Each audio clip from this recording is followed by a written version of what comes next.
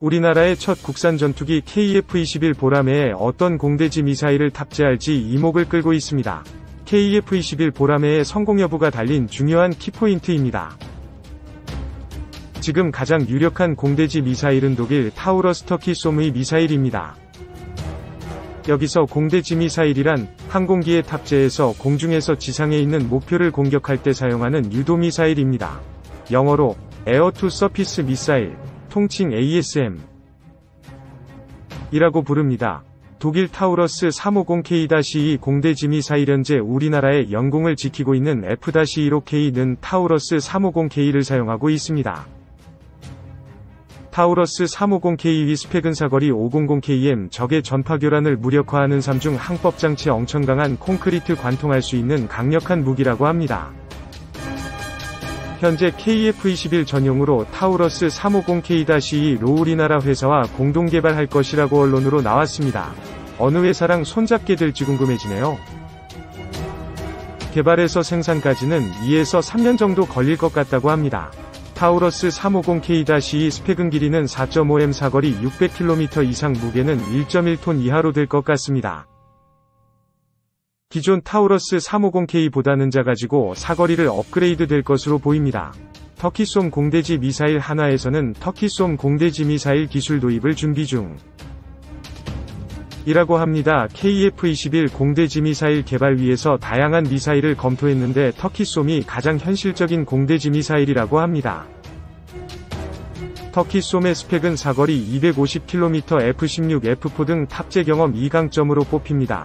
타우러스에 비해서 사거리는 많이 부족한 스펙입니다. 독일 타우러스는 350K-2는 1차 양산분에 장착 가능하고 터키솜은 2차 양산 후반부부터 장착 가능할 것으로 예상됩니다. 일정으로 봐서는 타우러스가 유리할 것으로 보입니다. 군에서는 KF-21 양산 일정과 미사일의 성능과 가격, 미사일 국산화 비율 종합 검토 후 빠르면 2021년 내에 공대지 미사일을 선택할 예정이라고 합니다. 어느 공대지 미사일이 KF-21에 장착이 될지는 현재로서는 미지수입니다. 2021년 말까지 지켜보는 재미가 있을 만한 부분인 것 같습니다. 2. 한국형 상승단계 요격 미사일이란? 지난 9월 19일 군 당국은 국방과학연구소를 통해 KF-X 등을 활용해 발사되어 북한 탄도미사일을 초기 상승단계에서 요격할 수 있는 상승단계 요격미사일이 개발되고 있음을 공개하였습니다.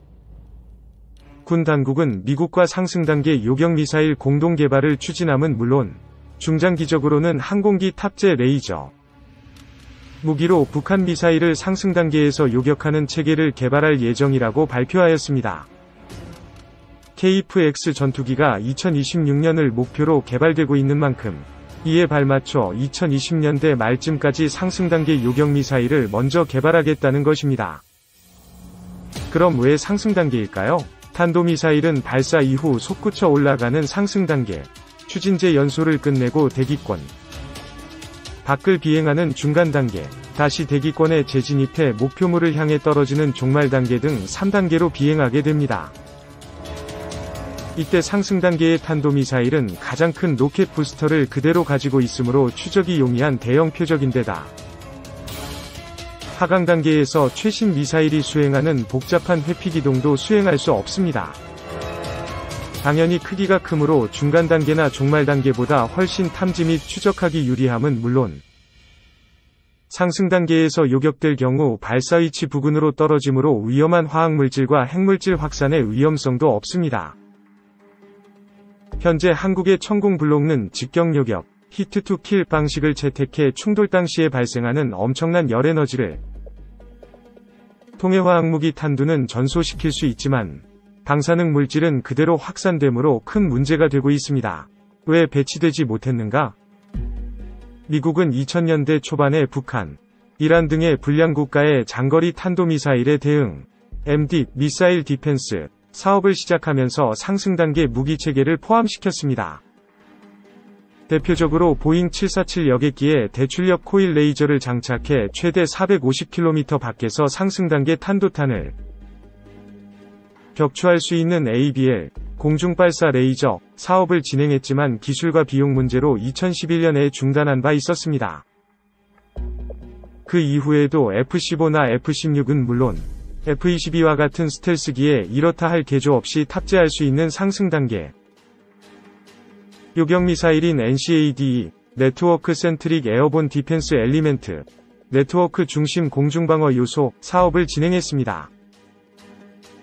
그러나 그 어느 것도 실용화 단계에 도달하지 못했는데 그 이유는 탄도미사일의 상승 단계의 비행시간이 1에서 5분에 불과해 탐지 및 요격을 수행하기엔 대응시간이 너무 짧았기 때문입니다.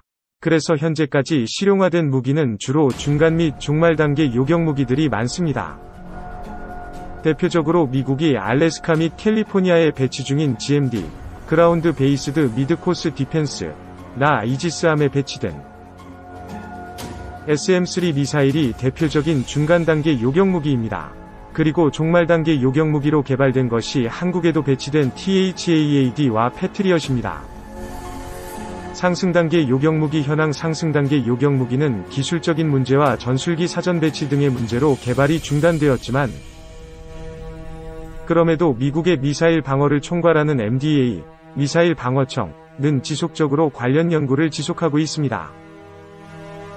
지난 2016년 6월 하와이 인근 해역에서 실시된 첫 번째 한미일 3국의 미사일 경보훈련 당시 MDA는 미국 공군의 MQ-9 리퍼 무인 공격기 2대에 첨단 적외선 탐지 장치를 장착해 지상에서 발사된 탄도미사일 탐지하는 데 성공하였습니다. 즉, 장시간 높은 고도에서 채공할 수 있는 중고도 무인기를 활용해 지상 발사 탄도미사일을 조기에 탐지 해상 발사 탄도탄 요격 체계에 보다 많은 대응 시간과 항적 데이터를 제공한 것입니다. MDA는 여기에 멈추지 않고 장시간 채공할 수 있는 무인기의 상승 단계 요격 미사일을 장착해 운용하는 개념. 즉 어오, 익스텐디드 레인지 웨펀, 장사정거리 무기 사업을 발표하였습니다. 어우가 500kW 레이저 미국 허드슨 연구소 아서 허먼 선임연구원은 MDA가 발표한 어우, 장사정거리 무기에 대해 장거리 탐지가 가능한 적외선 감지장치를 탑재한 중대형 무인기를 북한 외곽 350마일, 560km, 지점 약 17km 상공에 띄워 24시간 북한 지역을 감시하는 방식으로 운영될 계획이라고 밝혔습니다. 이어서 요격미사일이 탄두 중량 225kg으로 ICBM을 파괴하기에 충분한 위력을 갖고 있다고 전했지만 이 이상 공개된 내용은 없습니다. 미국 공군은 MDA와 함께 총 6억 2200만 달러가 투입될 어우 프로젝트 연구 예산을 의회에 청구했지만 정확히 알려지지 않은 이유로 2019년 6월에 개발 사업이 취소되었습니다. 미국 MDA는 어우 이외에도 2025년까지 500kW급 레이저 무기 개발 사업도 발표했지만 결국 예산을 확보하지는 못했습니다. 미국 MDA의 목표는 과거에 실패했던 ABL, 공중발사 레이저와 같은 대형 무기가 아닌 현재 확보된 레이저 기술을 기반으로 출력을 높이고 중량을 감소시켜 보다 작은 플랫폼 5세대나 6세대 전투기에도 탑재할 수 있도록 개발한다는 것이었습니다. 그럼 MDA 사업은 왜 예산을 획득하지 못했을까요? 전문가들은 미국의 주적이 북한에서 중국으로 교체되었기 때문이라고 지적합니다. 미국 MDA가 제안한 어우과 500kW 레이저 무기는 모두 확실한 제공권 장악이 가능해 적대국 영토 부근에서 배치할 수 있는 탄도미사일 요격체계입니다. 즉, 북한이나 이란 정도를 상대로 사용할 수 있는 무기입니다. 그러나 중국을 상대로 한다면 미국 해군이나 공군이 전투 초기 제공권을 확실히 장악할 가능성이 낮은 데다 광대한 중국 대륙을 고려하면 사거리 상승 단계 요격 무기는 큰 가치가 없었던 것입니다. 실제로 개발이 승인된 요격 무기는 SM-3 블록-B처럼 중국에서 날아오는 ICBM이나 IRBM을 중간 단계에 요격하거나 중국이나 러시아의 극초음속 활공무기를 요격할 수 있는 무기체계들이었습니다.